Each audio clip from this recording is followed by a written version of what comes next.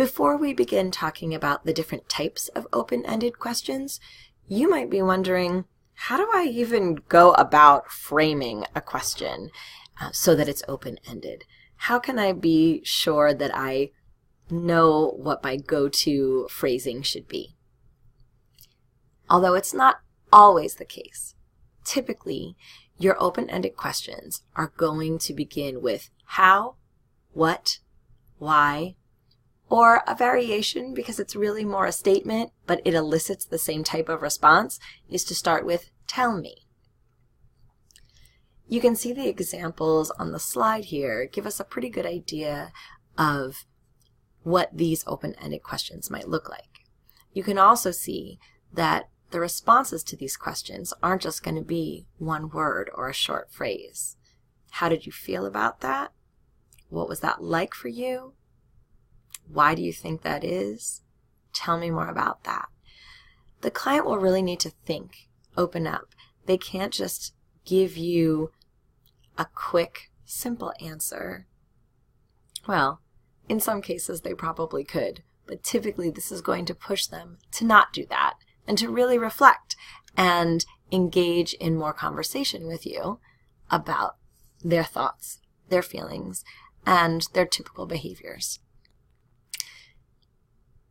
The asterisk after the why is a really important one.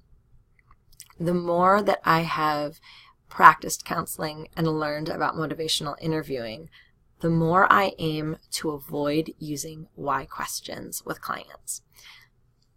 As it states on the slide, clients can read a negative and judgy tone into why questions, even when that's not your intention.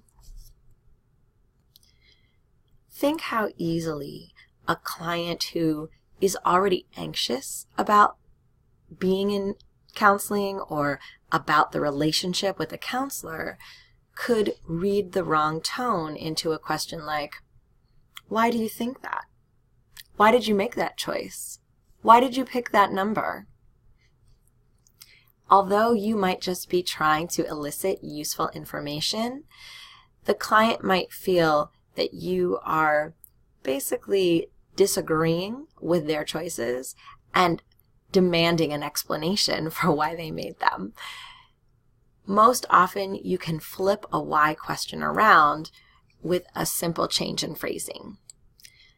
Instead, try questions like, what led you to choose that number? How did you go about making that decision?